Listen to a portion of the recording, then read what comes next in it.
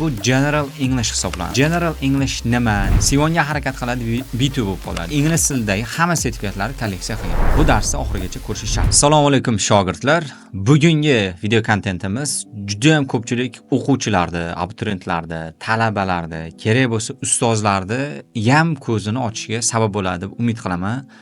Sababi bu xatoni ko'pchilik qilgani uchun B2 ga harakat qiladi, C1 B2 ga harakat qiladi, B1 bo'lib qoladi.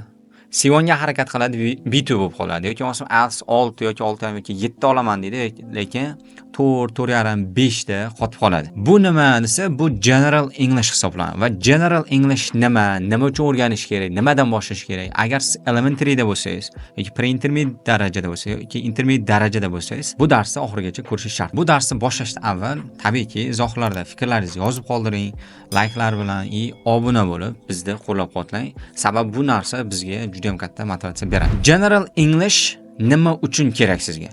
Va bu narsani men o'zimdagi tajribamdan kelib chiqib aytaman. Ko'pchilik biladi, men O'zbekistondagi hamma sertifikatlar, ya'ni ingliz tilisi bor bo'lgan hamma sertifikatlarni kolleksiya qilgan o'qituvchi hisoblanaman. SAT dan tashqari. Ko'pchilik misol uchun hamma sertifikatlarni olganman desa, SAT'ingiz bormi domla deydi. Yo'q, SAT bunning ichida matematikasi bor.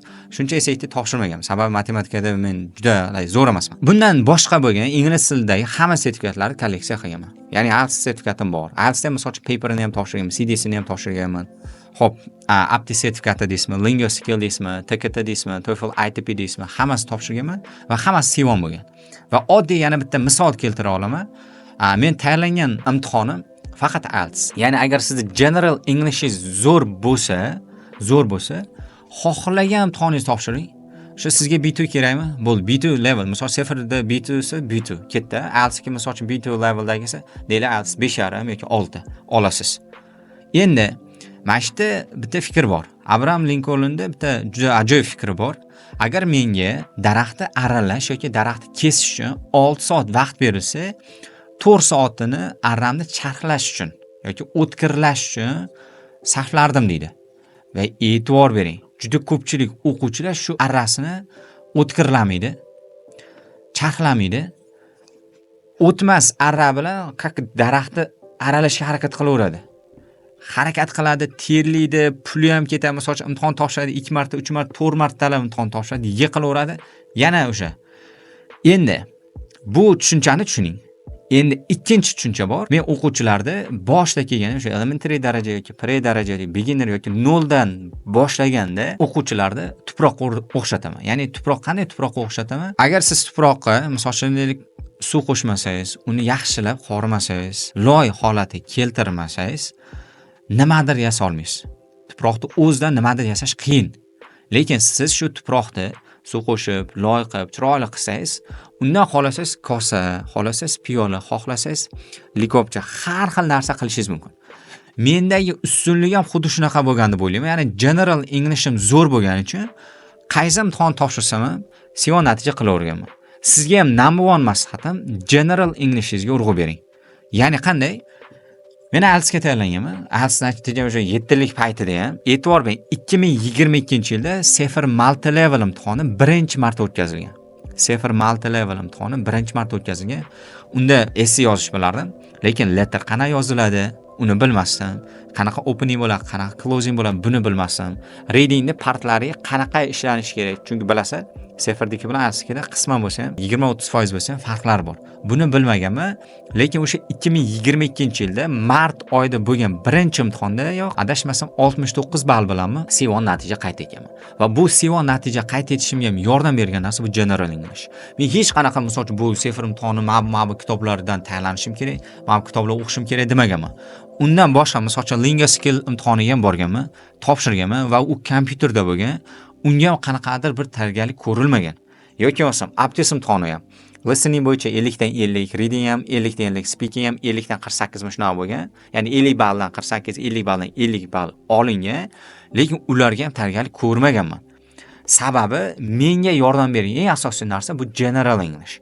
Endi general Englishni qanchalik darajada sizga kerakli, foydali ekanligini tushunib oldingiz. Mana hozir general English nima uchun kerak ekanligini bilib oldingiz. Endi keyingi bilishingiz kerak bo'lgan va amal qilishingiz kerak bo'lgan narsa bu siz yondashishingiz kerak bo'lgan narsa. Men o'ylayman va buni juda ko'p lingvistlar, ekspertlar aytadi. General English bo'yicha knowledge, ya'ni bilimingiz bo'ladi.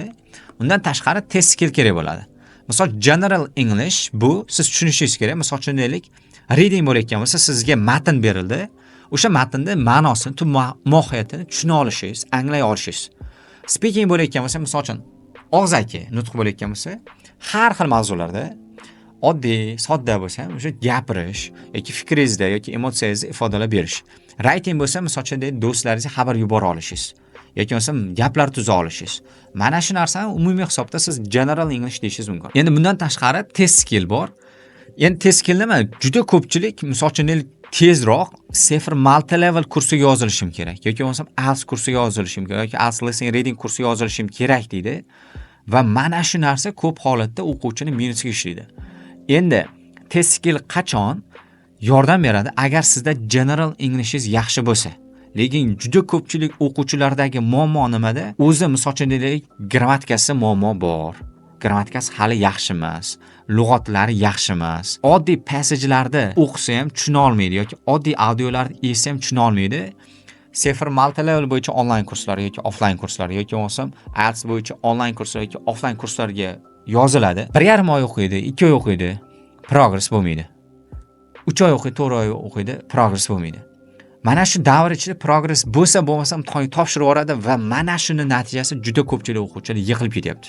Shuning uchun mana shu kontentimiz, mana shu darsimizni YouTube'imizga joylayotgan eng muhim darslardan biri sifatida ko'rishingizni xohlardim. Avval general Englishingizga ishlang. Keyin test skillga ishlasangiz bo'ladi. Endi nimaga Sefer multi level yoki IELTS yoki bo'lmasa aynan skill based testlarda sizga nima o'rgatiladi? Aynan o'sha savolni ishlashda texnikasi o'rgatiladi. Misol uchun true false keyin mana bunaqa ishlanadi. Yoki bo'lmasa opinion mana bunaqa ishlanadi. Endi tasavvur qiling, men sizga deylik problem solution essayda introduction mana buni yoziladi, main body mana buni yoziladi, conclusion mana buni yoziladi deyapman. Yoki bo'lmasa true false keyin mana buni ishlanadi, matching heading mana buni ishlanadi deyapman. Lekin siz buni bilishingiz uchun, ya'ni mana bu texnikani, bularni men aytaman texnika strategiya deyman. Texnika strategiyalarni qo'llay olishingiz uchun sizda ba'da baza bo'lishi kerak.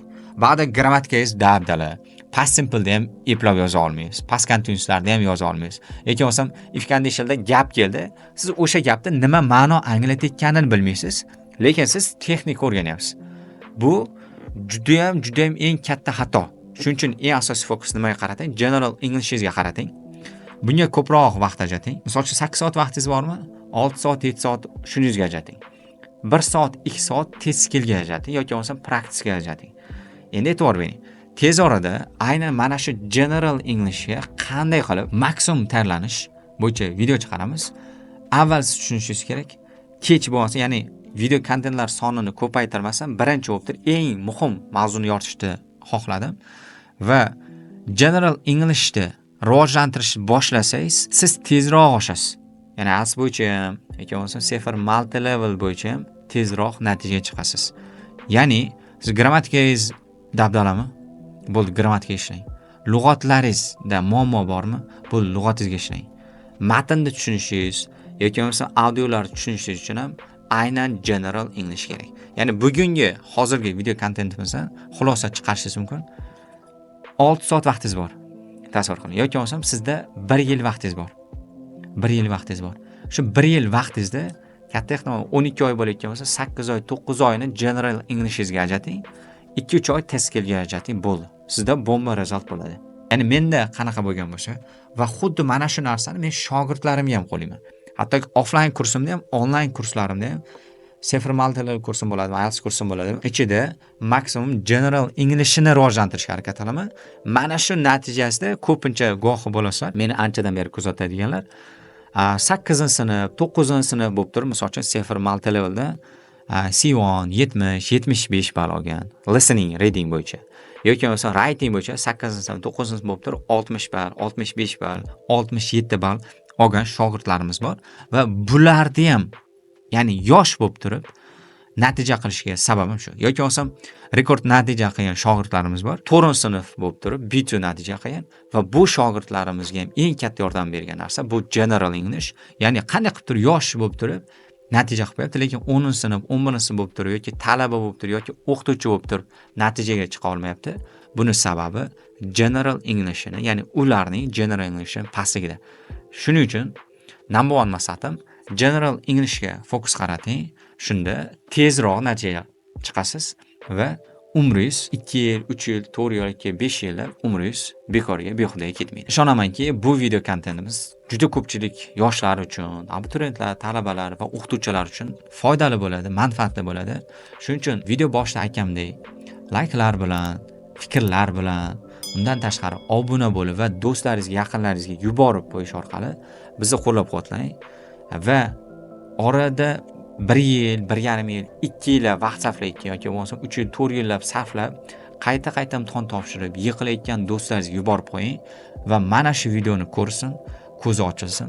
Shundan biz xursand bo'lamiz.